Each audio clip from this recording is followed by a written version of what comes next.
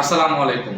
আমি মোহাম্মদ সামির রহমান, পড়াশোনা করছি ডক্টর মাহবুবুর রহমান মোল্লা কলেজের একাদশ শ্রেণীতে। স্বাধীনতা 55 বছর পার হওয়ার পরেও এই বাংলাদেশ এখন পর্যন্ত একটি উন্নত রাষ্ট্র হিসেবে উন্নীত হতে পারেনি। এর পেছনে অন্যতম প্রধান কারণ হলো জাতিসংঘের এসডিজির 8ম লক্ষ্যমাত্রা অর্থাৎ decent work and economic growth অর্জন করতে না পারা। জাতিসংঘের এই 8ম অভিষ্টের মূল লক্ষ্যই হলো সবার জন্য শোভনকর্ম পরিবেশ তৈরি এবং অর্থনৈতিক প্রবৃদ্ধি নিশ্চিত করা।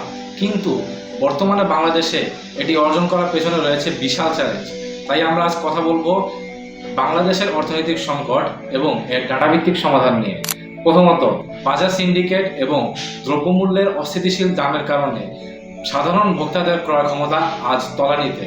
মেগা প্রকল্প বাস্তবায়ন এবং এর পেছনে যে অতিরিক্ত খরচ অতিরিক্ত আর্থিক চাপ সৃষ্টি করছে। অন্যদিকে বাংলাদেশের আর্থিক মেরুদণ্ড আজ খেলাপি ঋণের জর্জরিত। বাংলাদেশ ব্যাংকের তথ্য অনুযায়ী গত বছর খেলাপি ঋণের পরিমাণ দাঁড়িয়েছে 5,57,217 কোটি টাকা।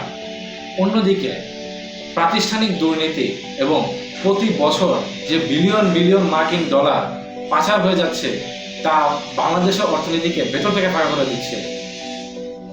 ট্রান্সপারেন্সি ইন্টারন্যাশনাল বাংলাদেশ এর তথ্য মতে প্রতি বছর বাংলাদেশ থেকে গড়ে 12 থেকে 15 কোটি ডলার পাচার হয়ে যাচ্ছে।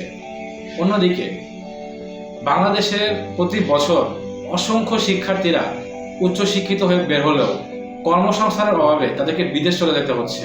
উদাহরণস্বরূপ, প্রতি বছর বাংলাদেশ থেকে প্রায় 12,000 কম্পিউটার সায়েন্সের শিক্ষার্থী গ্র্যাজুয়েট করলেও বাংলাদেশে এন্ট্রি লেভেলের চাকরি আছে মাত্র 5,000, যা বাংলাদেশ সরকারের একটি ব্যর্থতা। তো অন্যদিকে বাঁচার উপায় কি? যদি বাংলাদেশকে 8ম অভিষ্ট এর লক্ষ্যমাত্রা পূরণ করতে হয় তবে 3টি বড় পদক্ষেপ গ্রহণ করতে হবে। নাম্বার 1, জনশক্তির 100% ব্যবহার। বাংলাদেশে বসবাসরত 20 কোটি জনগণের 40 কোটি হাতকে সরকারের যেভাবেই হোক কর্মসংস্থানে নিযুক্ত করতে হবে।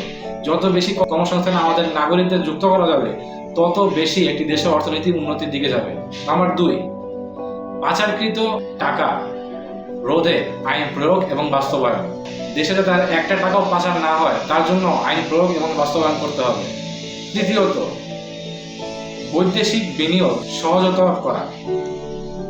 বিদেশিদের বাংলাদেশের বিনিয়োগ করার জন্য আকৃষ্ট করতে হবে। সরকারি সুযোগ সুবিধা প্রদান করতে হবে যাতে তারা ট্রাস্ট ওয়ার্থি হয়ে কমফোর্টেবলি আমাদের দেশে বিনিয়োগ করতে পারে।